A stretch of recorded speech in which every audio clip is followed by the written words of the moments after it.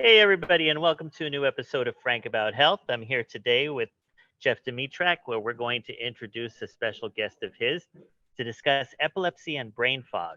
This is actually the first in a series of episodes where he will be discussing on later shows about different stages of epilepsy and hint, hint.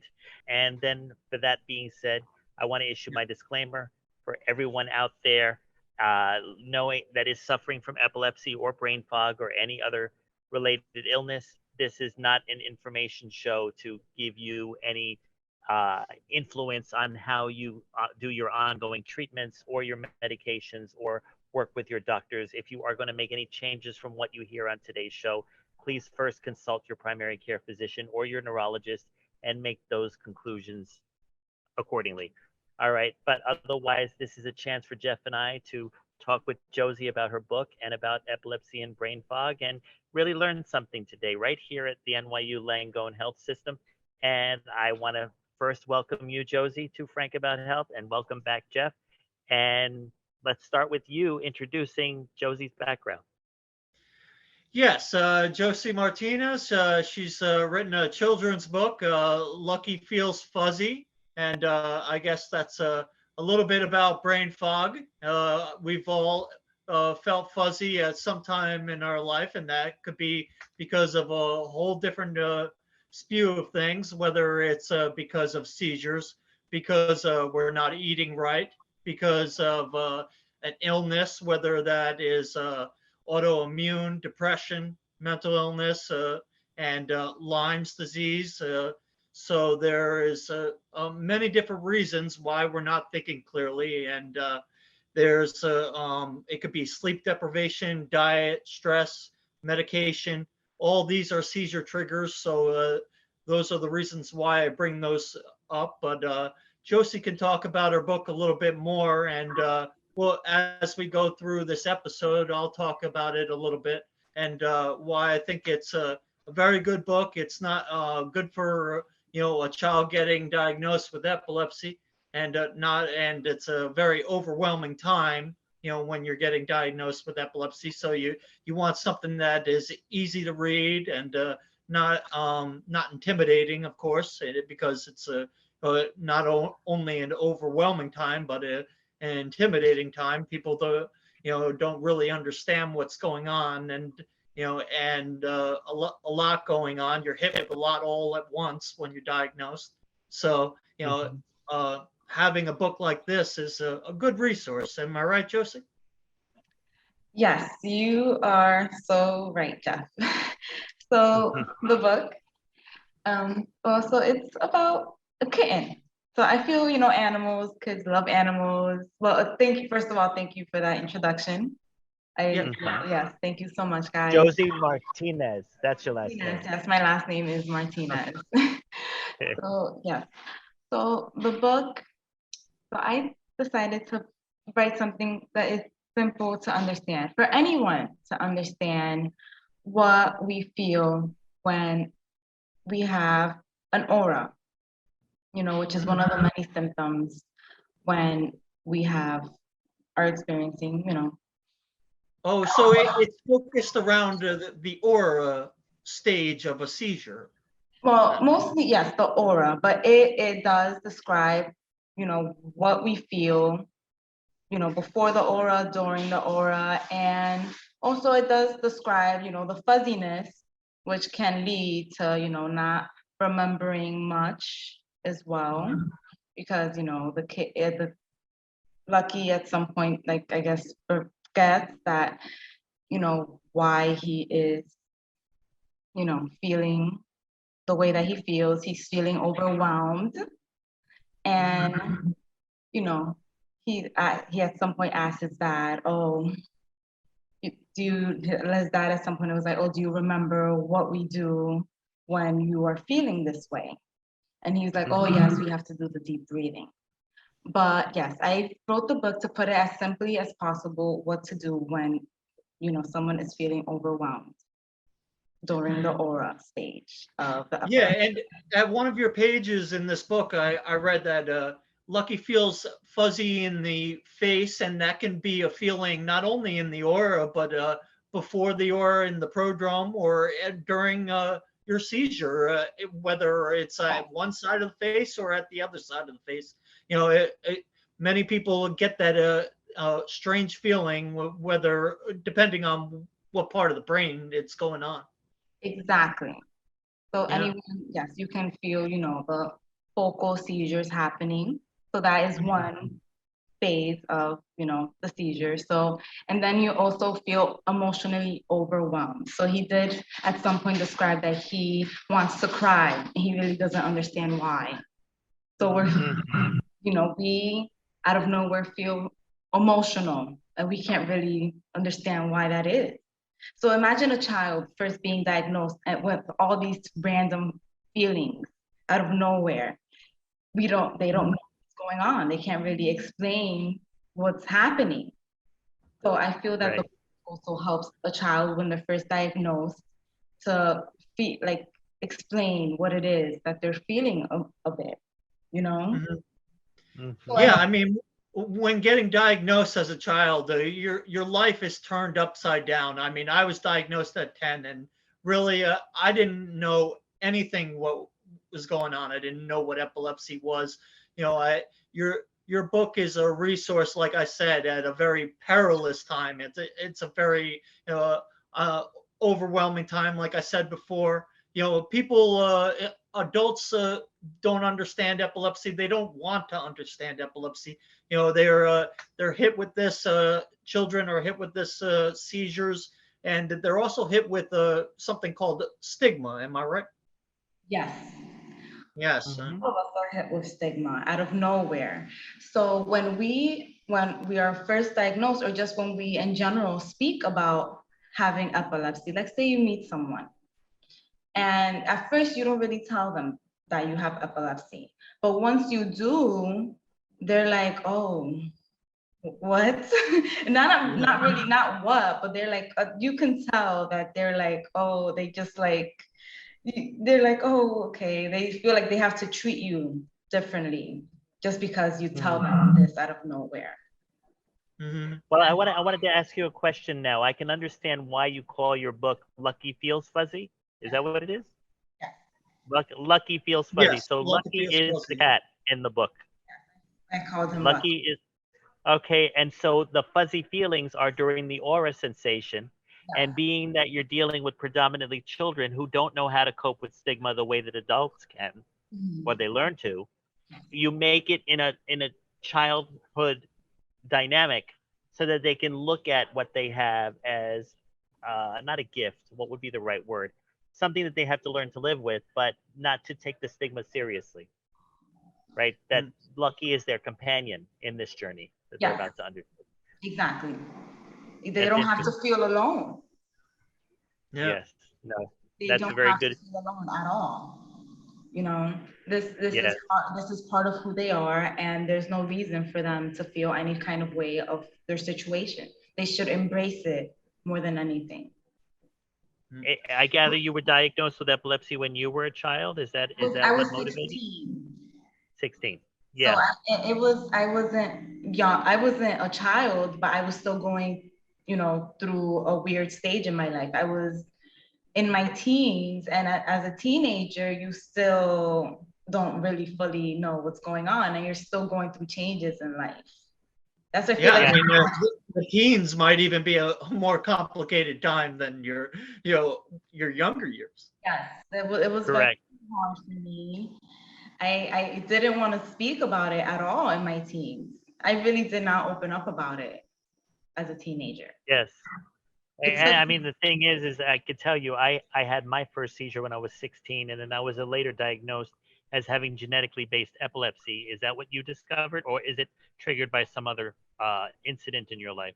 Okay, so the thing is, it took 5 years for them to find out that I have a scar in my right temporal lobe.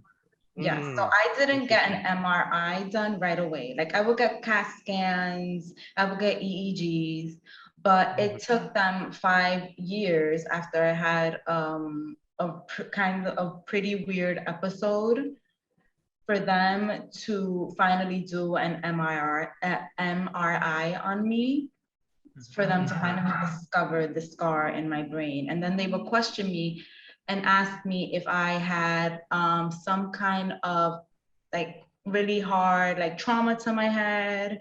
And I honestly can't recall have been hit in the head. You know, right. I don't remember. Maybe it happened when I was much younger and I don't know.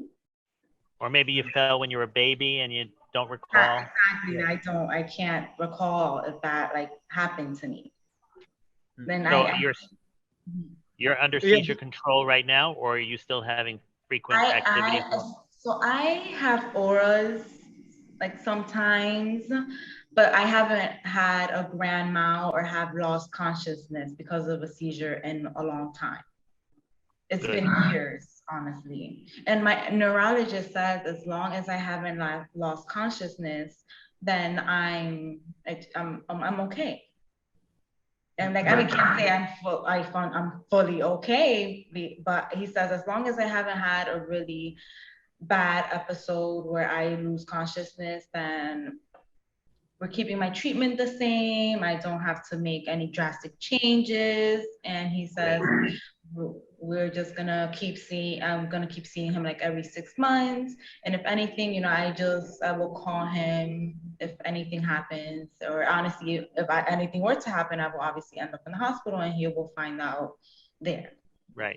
Yes. And what's your usual treatment? What's your medication? You take a lot of medication, or do you use diet, or some other form of treatment? Right now, I just take Topamax 100 milligrams once a day. Oh, okay. That's not a bad regimen, actually. It's And then I try to manage my stress as much as possible. I do meditation frequently. I honestly, because I feel, we know as warriors that lack of oxygen is one of the triggers. Right. So that's why I try to be in a meditative state. People think that you can't be in a meditative state all the time, but I honestly try to control my breathing as much as possible. Well, we're about to take our first break, but when we return, I want to do a recap of what you've just spoken about and see the association between your type of epilepsy and this issue of brain fog. I know you symbolize or synonymize them, if that's the right word, with auras, but brain fog is something that even people without epilepsy do suffer from. So I want to go through some clarity on that and then learn more about your story. So when we return right here on TalkRadio.nyc and on all of our socials, we will talk further with Josie Martinez and with Jeff and myself right here. We'll stay tuned. Are you a business owner? Do you want to be a business owner? Do you work with business owners? Hi, I'm Stephen Fry, your small and medium-sized business or SMB guy, and I'm the host of the new show, Always Friday. While I love to have fun on my show, we take those Friday feelings of freedom and clarity to discuss popular topics on the minds of SMBs today. Please join me and my various special guests on Friday at 11 a.m. on TalkRadio.nyc. Are you a conscious co-creator? Are you on a quest to raise your vibration and your consciousness? I'm Sam Leibowitz, your conscious consultant, and on my show, The Conscious Consultant Hour, Awakening Humanity, we will touch upon all these topics and more.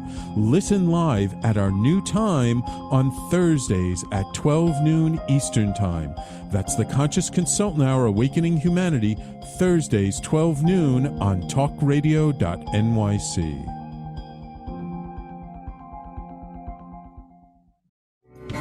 What really drives success in business? Introducing Intangify, the show that explores the intangible assets that create value and growth. I'm Matthew Asbell, your host and an attorney focused on innovation. Join me Fridays at noon Eastern to discover how innovation, culture, and other intangibles shape thriving companies from startups to established businesses. We'll share strategies to unleash your business's true potential. Tune in live on TalkRadio.nyc Fridays at noon Eastern and Intangify your business today. You're listening to Talk Radio NYC. Uplift, educate, empower.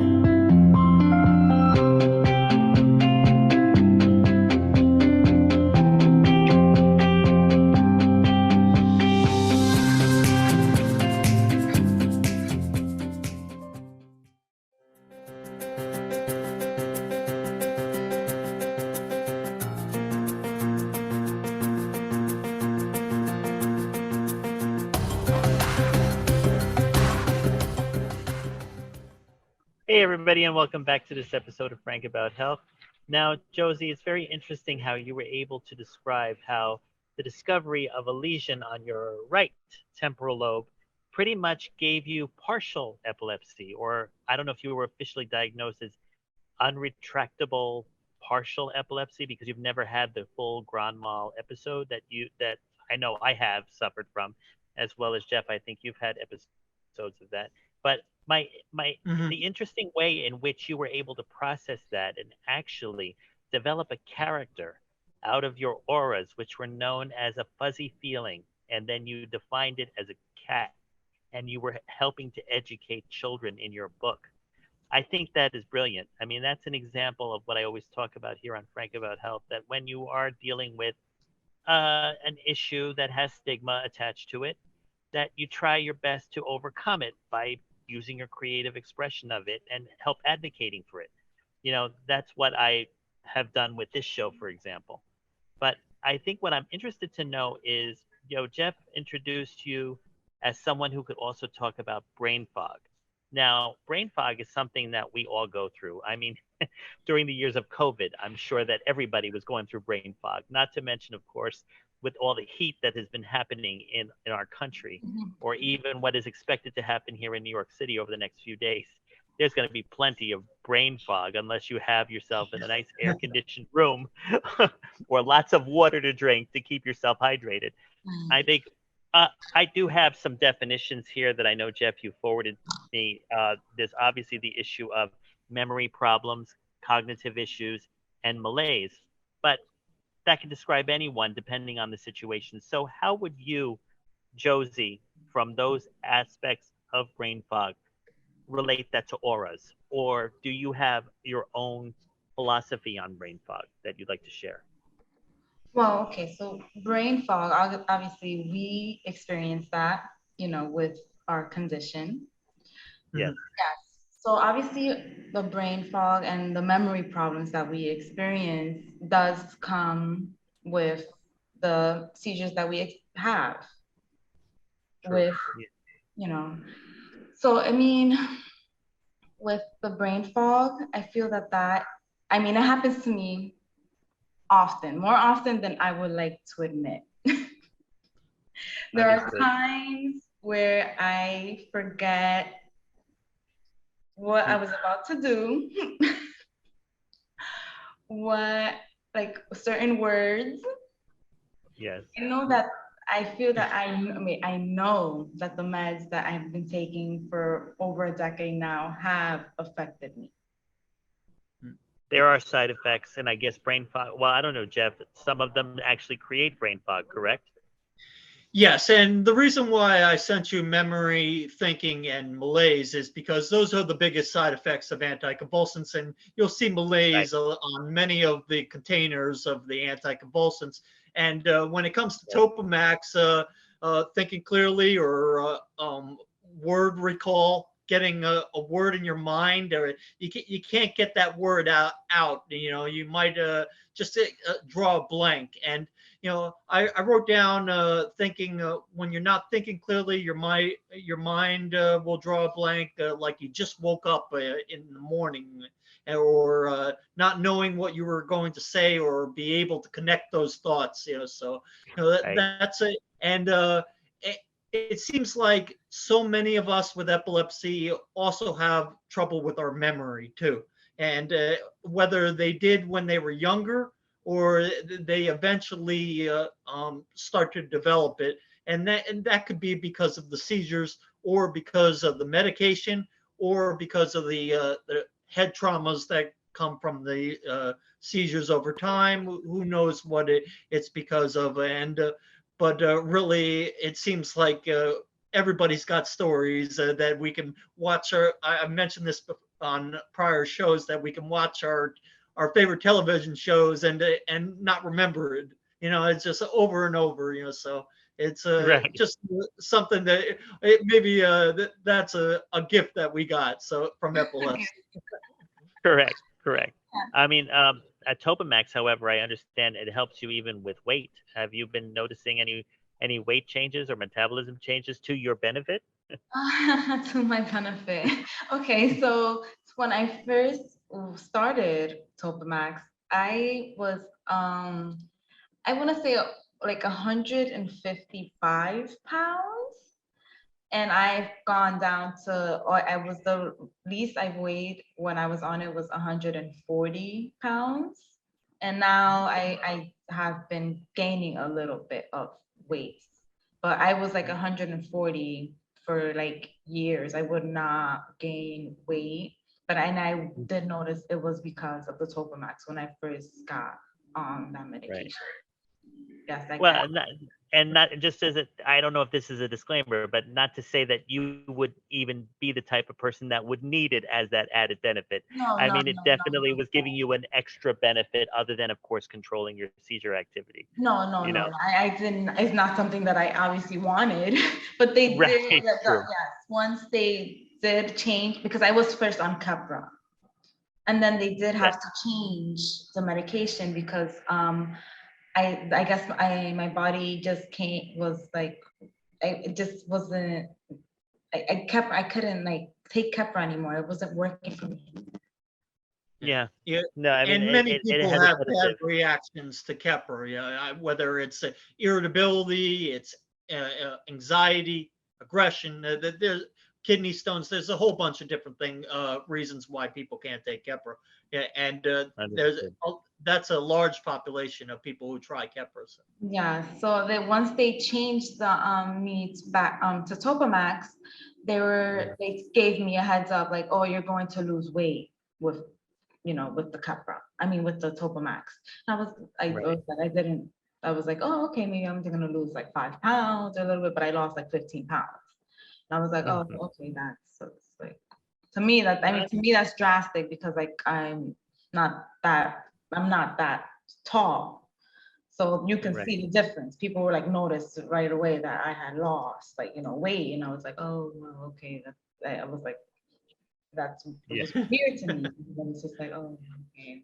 Like I was like, I guess I looked sick, but then I was like, so that was like people were making assumptions. Once you lose weight drastically, people of course make assumptions.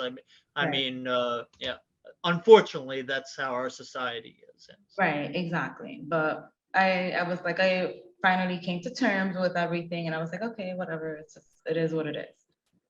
So Josie, on that note, you wouldn't classify brain fog as one of the motivations for writing your book. What would be your key motivation that made you come up with the title, come up with the whole concept? What was it that you wanted to help eradicate in your life? The stigma or something other?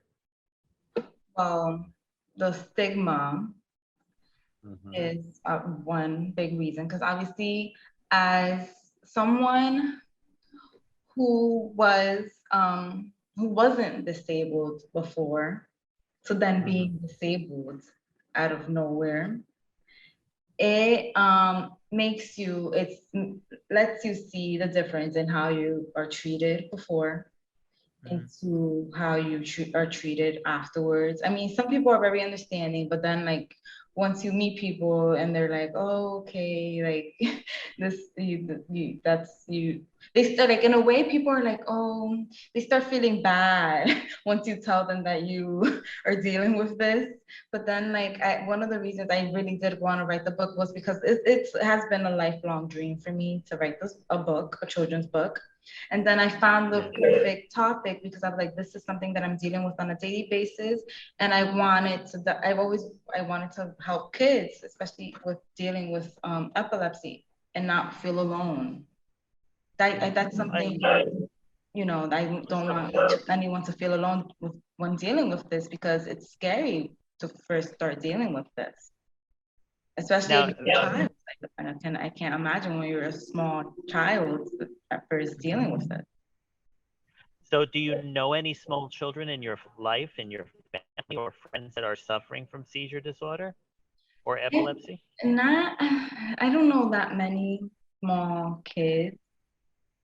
Okay. But I mean, I have met people online since I first started sharing my story, and I've read more, like, I have read so many stories of people's lives, and people have come to me and they're like, oh, I'm so I'm so happy that you have written this book. My kid loves it, and they don't, and then, or like, a woman came to me and she was like, oh, my daughter loves this book because her little brother has seizures and she reads it to him all the time, and but I did choose the title of the book because it's like a double entendre, because a Right. kid is fuzzy, and then a child will feel fuzzy, like they will feel numb, and then that's a one way for them to describe how they are feeling, and also fuzzy mentally, because obviously when we are experiencing an aura, or just when we feel we're about to have a seizure, you feel fuzzy and you can't think straight, and that's obviously Right.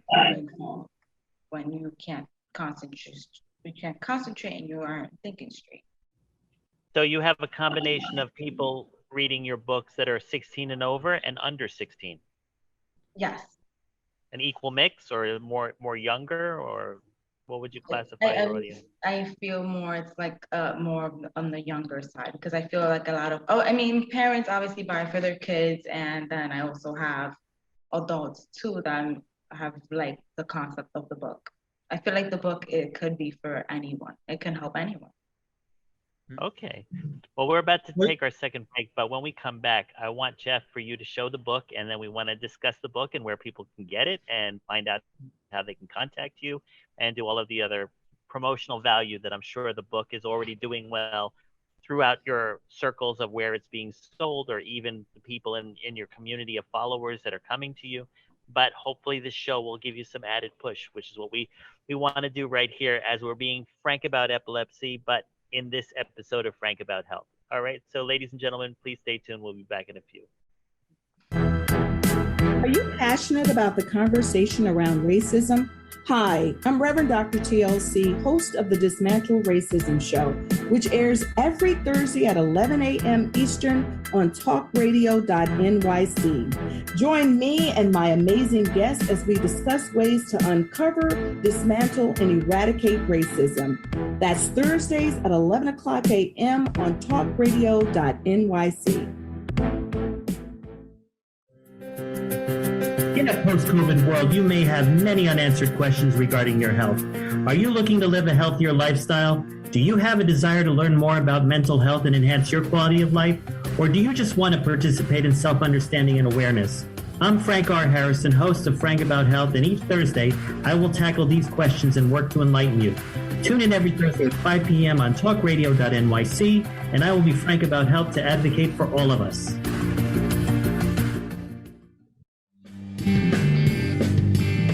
Hey everybody, it's Tommy D, the nonprofit sector connector, coming at you from my attic. Each week here on TalkRadio.nyc, I host a program, Philanthropy in Focus. Nonprofits impact us each and every day, and it's my focus to help them amplify their message and tell their story. Listen each week at 10 a.m. Eastern Standard Time until 11 a.m. Eastern Standard Time, right here on TalkRadio.nyc. You're listening to Talk Radio NYC at www.talkradio.nyc. Now broadcasting 24 hours a day.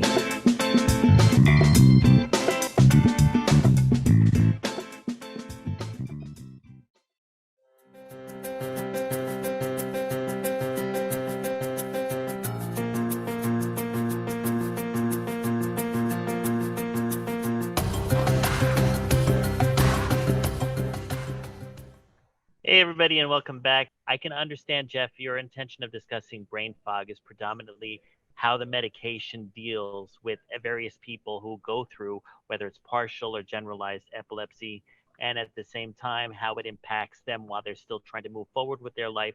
And of course, erase the stigma, which I think, Josie, you've done a great job starting with your book. I think it almost was a gift for you to have the onset of that attack when you were 16, because it forced you to go towards your passion, which is writing books, I gather. I was about to ask you before we went to the last break if you were in school when you had the attack, your first attack, or if this was actually at home or at some other environment. So luckily, were you gonna say something, Frank? No. At first I couldn't hear you, but I could see you were going to say. So luckily, I wasn't in school. Okay, so so first I had my first seizure at home, and then obviously when you have your second one, that's when they officially diagnose you.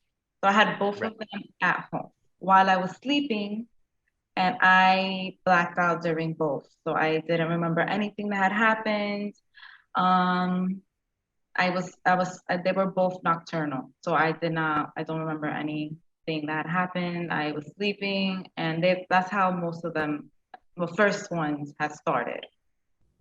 Interesting. Yes. And so they were happening while you were sleeping. Did you fall off the bed, or how did they know you had a seizure? That's exactly what had happened. I had fell off the bed. My mom found me, and then I woke up, and there were like paramedics in my room. Wow. Okay. So now that's very interesting, and I can understand how that in itself is confusing. So to be told after your second attack that you have epilepsy, it can be traumatizing, especially at the age of 16. I do understand that. I remember when I was told the first day, it happened to me in my school after staying up all night. Oh, yeah. And I was sent to the ambulance. In the ambulance to the hospital. They told me I had epilepsy. I said, hell no, I don't. I was just exhausted. I didn't sleep, and of course it really took about 5 attacks until I realized it was true. But either way, the thing is that for you pretty quickly got yourself on a road to fighting the stigma. How long did it take you from your first seizure to the time that you wrote the book? Was it a number of years? Yes, it took me over 10 years. Amazing. 10 years, because I was still living life as if I didn't have it. I mean, like, not that I didn't have it, because I was still taking my medications, but something inside me had not come to terms with it, even though I knew that I had epilepsy. Something inside me was still in denial for so long. And so I decided to take it into my own hands and really do everything to take care of myself. Yes. No, I understand. Yeah. So show Jeff what the book looks like. Okay. Oh, yeah. You did. Oh, Jeff is going to show. I have a copy, but here, show it yourself. Yeah. Yeah. Exactly. Are you going to show it, Jeff, or you want me to? Yeah, no, I have it right here. Yes, sir. I have my copy here. Yeah. Lucky feels fuzzy. That's cute. That is cute. So is it available on Amazon? It's available on Amazon, and it's also available on Barnes & Noble, online on Barnes & Noble. Awesome. And are you also providing that to kids in hospitals or clinics or schools? Yeah, or? so if you can go on my website. It's actually called Joseannie.com, because Joseannie is my full name. If you go, you can actually, I should post it somewhere, but yes, it's actually on my Instagram, Joseannie, right? You can go on my JOSIEANNIE. So it's JOSEANNIE.com. Awesome. Mhm. Awesome. Yes, you will find a way Okay. in order for me to be able to go and, donate to the hospitals and any schools that would want to be able to get a copy and get a hold of it. So are you also a full-time writer, or what do you do now? Are you in college or? Well, right now I work full-time. I'm a dental assistant. Mm-hmm. And I write or journal whenever I can. And I do have work in progresses that I'm always writing. Anytime that I have the time to, I just write. I really do. And when I'll eventually publish another book. I will. Yeah. And I do have That's another it. one. I have another book. It's called Lucky's First EEG. I have to be submitted to Amazon. I will put it up again. Actually have it right here. I can't. Lucky's first EEG. That is cute. That is That's cute. great. Yeah. Yeah. He looks like he's just sitting there with the with the attachments on that. Yeah. I can see how a child who is dealing with the reality of epilepsy can actually be engaged in something like that and not look negatively at the situation anymore. No, You know, they shouldn't. They shouldn't but feel scared of what they're going through in any kind of way. exactly. It Yeah, I is mean, an the inconvenience. EEG, it's not a pleasant experience. So you get all this gum in your hair It will look unless scary you have the to any tap. child. You're getting all this stuff put on their heads, but it's not. No, it doesn't hurt the procedure at all. So No. it's very simple to do. But I mean, at first, when you're like, "Oh my God, why are they putting all this stuff on me?" You're like, "What's going on?" But then after a while, you're like, "Whatever." Oh, wow. So aside from your day job and writing your books, do you foresee yourself becoming more of an epilepsy advocate or actually working for Worse. a hospital, or do you have any career aspirations in healthcare? I've always wanted to work in the medical field, but there's so many things to do. It's just like, where do I want to get, where do I want to go? It's just so much. And then since I have epilepsy, there's like, where do I go now? Because there's so much to do. There's so much out there. I'm like, Well, by the way, Jeff, have you and Josie gotten involved in epilepsy walks together, or worked with the no, Epilepsy Foundation no, together, we or just anything like that? messaged online a little bit, and I one would thing love that to. I did want to mention about your book and how you also mentioned that you're always in a meditative state, and these are coping mechanisms that are encouraged to the population, and also hypergraphia, that you're always writing. People need these positive coping mechanisms in their life, and Yeah. that's not only for epilepsy, but anyone with a chronic illness. Yes, anyone Correct. should have some sort of coping mechanism. Yeah. Exactly. I can't say no matter what it is, but it should be something healthy, So definitely. Yeah. Correct. Well, Correct. and you said you were in denial for the longest time, and that's natural. People adapting to this new illness, they think they can go about their lives in the same way that they were before, and do everything that everybody else without an illness is doing. And really, that's just just what people do. I mean, they think that they can do. They just disregard their seizure triggers. I've done it before myself. Yeah. Yeah. It should not be like that. At some point, you have to get a hold of yourself and Correct. find out what your triggers are, and then take care of yourself. My overall take, and I've been dealing with epilepsy for 2/3 of my life. So the thing is that my take is, depending on who you are and your current lifestyle when your onset occurs, or even if you've had certain techniques that you were always interested in, like you mentioned, you wanted to be involved in healthcare. And I know, Jeff, you wrote your first book after your various attacks that you've told when you did the show Well, 6 yes, months ago. I like to promote mine too. Yes. Oh, yes. Correct. Dating in the dark. I mean, what I'm trying to say is that if you always wanted to be a writer and hypergraphia becomes a side effect of having epilepsy, then it's kind of like the brain making your wants occur. You have to look at your neurological condition as your gift, your superpower. I'm trying to reinforce that. I believe and we so are. I believe we are superheroes in some form. exactly, because the irony, it's a condition of the brain, which is the computer of our life, right? And Yes. it may have emphasis in certain lobes of the brain. Mine is genetic, so it came from a family lineage of some sort that I still have yet to discover. But it is that discovery of being genetically based that made me pursue understanding things like ancestry, understanding how genetics and DNA exist for other illnesses besides epilepsy. It's also had me combine my career in business and marketing and entertainment and media to come up with this podcast, because I'm a fighter and an advocate for removing the stigma as well. The thing is that because we are all different people with different lifestyles and different versions of the epilepsy condition, each of us are going to draw a different strength or a different opportunity from it. So the thing is that each of us need to know the overall view of how it is a superpower, and then within ourselves figure out which of those superpowers is the one you can really hone in on and further develop. Yes, and You know, unlock so it and go from there. Yeah.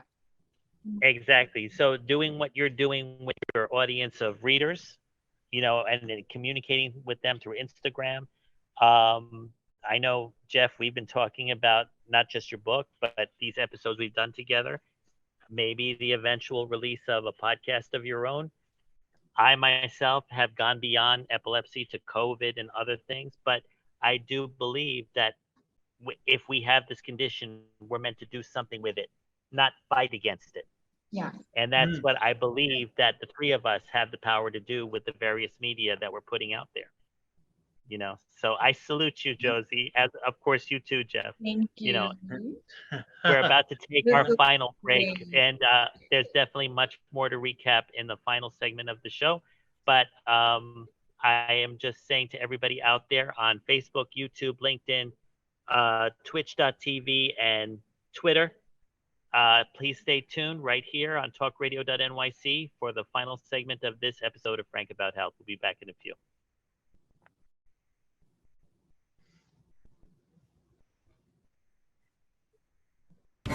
What really drives success in business? Introducing Intangify, the show that explores the intangible assets that create value and growth. I'm Matthew Asbell, your host and an attorney focused on innovation. Join me Fridays at noon Eastern to discover how innovation, culture, and other intangibles shape thriving companies from startups to established businesses. We'll share strategies to unleash your business's true potential. Tune in live on TalkRadio.nyc Fridays at noon Eastern and Intangify your business today.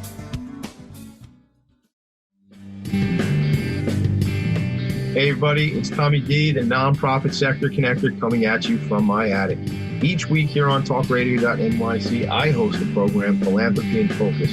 Nonprofits impact us each and every day, and it's my focus to help them amplify their message and tell their story. Listen each week at 10 a.m. Eastern Standard Time until 11 a.m. Eastern Standard Time, right here on TalkRadio.nyc. Are you a conscious co-creator? Are you on a quest to raise your vibration and your consciousness? I'm Sam Leibowitz, your conscious consultant, and on my show, The Conscious Consultant Hour, Awakening Humanity, we will touch upon all these topics and more. Listen live at our new time on Thursdays at 12 noon Eastern Time. That's The Conscious Consultant Hour, Awakening Humanity, Thursdays, 12 noon on TalkRadio.nyc. You're listening to Talk Radio NYC at www.talkradio.nyc. Now broadcasting 24 hours a day.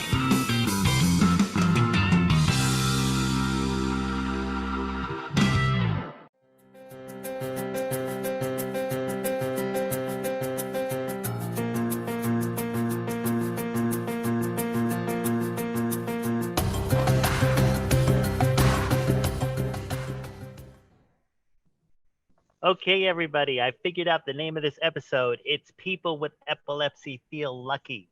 That's how it's going to be promoted. It'll also promote your book and discuss Lucky, the cat. I got to tell you, that picture's still ringing in my mind of him with the EEG probes all over his head. It's so cute, really, But at the same time, it's just a matter of, like we're talking about, that people with epilepsy, if they learn to advocate for themselves, find out what their strengths are of having the condition, they're able to remove the stigma, create a collective audience that is going to be more accepting of their condition if they have it, or even if they don't, they'll be, I guess the word is allies for us, and being able to help know that we're just living our lives as normally as possible with the right medicational support if necessary and the right treatment support from the right professionals if necessary. But at the same time, we have the community of fellow epilepsy patients, advocates, the Epilepsy Foundation here, NYU Langone Comprehensive Epilepsy Center, the FACES people who do their annual event of bringing people together to learn about new treatments, new solutions, genetic modalities, so forth and so on. It is an ever evolving condition, but as we are self-aware, it is also our strength that we need to learn to hone in on constantly. And therefore, once it becomes a habit, living with epilepsy is like, okay, I live with the common cold. In other words, you know how to deal with it, especially as attacks begin to occur. You know what medications to move to if you need to leave another one, but you at the same time can help a person who's new to the condition and has no idea what's going on. And so that's the reason for the title that I'm going to propose for this show. But the one thing I wanted to do before, because this is probably going to be another 10 more minutes before we have to wrap up, I wanted to just remind everybody that the issue of brain fog is important to understand that it relates to everybody. Everybody has brain fog. What makes it different for epilepsy or people dealing with epilepsy is the brain fog can either be a signal of what we discussed, an aura, or it could be a signal of malaise, as what Jeff indicated. Maybe we're depressed because we have the condition, or we don't have the right information, or the medication is creating the side effect of it. That creates the malaise feeling that is part of the brain fog. And of course, when a person is continually depressed or not sleeping well, then they will also have the forgetfulness and the misuse of the memory. What I personally don't like, and I don't know if you, Jeff, or you, Josie, feel this, is when an epilepsy patient begins to believe that they're suffering from Alzheimer's disease. That is something that I really don't like, when the stigma takes you to a place that you don't even belong. Because and many people with epilepsy will discuss that, or will think that they have that, so they start to worry a lot about, oh, am I getting early Alzheimer's? And added stress. That's not nice. Yes. And that's why people who are suffering from the condition and start to have those thoughts really need as much support as they can get, because the worst part about it is if they believe in the lies that they are telling themselves, they can either foster those conditions or just completely stop themselves from even understanding the benefits that I truly believe epilepsy does provide once it's understood. I think one other advantage is that if it's not organic like the way cancer tumors are, or high A1C levels for people who have diabetes, then it is something that creates stigma because people can't understand what they can't see or touch, right? So there has to be an education platform developed so people can learn that people with epilepsy feel lucky. I just love the idea. Well, in Lucky Feels Fuzzy, she talks about the emotional response after a seizure. And people with epilepsy, they are at higher risk for mental illness, and 50%, higher risk actually when it comes to anxiety and depression. So, seizures so often come with feelings of helplessness or hopelessness. So I wanted to mention that aspect of mental illness, and how, this book is not only for people with epilepsy, it's for people with mental illness and anxiety and depression, because it's so prevalent in the epilepsy community. Right, it becomes the comorbidity. And I think, of course, when an epilepsy patient or person living with epilepsy doesn't fully understand the depth of their own condition, it's easy to glide off from the core illness of epilepsy to this comorbid illness and think that's the real problem. And it's a personal, I have a problem with it personally, is what I'm saying. So I think for the three of us to continue communicating the realities and the truths of what epilepsy is based on our own experience, and share it with the right audience that's still learning how to live with their version of the condition, that is just going to continue to pivot it in a direction of treating it as a condition just like any other. But I mean, I was saying on my last episode of Frank About Health that when COVID hit, being an epileptic was something that I shouted to everyone. because I want to make sure, is this going to give me the vaccine earlier? Or is this going to help me faster in terms of the right medications or testing or whatever the conditions were? I no longer look at epilepsy as a stigma. I do honor it as my gift. And I'm just looking forward to learn how, Josie, you're going to further expand on your writings besides the 2 books that you've already written. Remember, everybody, Lucky Feels Fuzzy? Yes. Okay, available on Amazon.com, BarnesandNoble.com, and and your website. Say your website address again. Yes. So it's Joseannie.com. Yes. JOSEANNIE.com. And then I gather your Instagram handle is at Joseannie? It's Joseannie Wright. Yeah. Oh, okay, right, meaning that I was correct. It's not part of the handle. No, yes, so it's Joseannie Wright. So it's just, so my website is Joseannie.com, and then my Instagram is at Joseannie Wright. Okay, RIGHT. Yes, WRITES.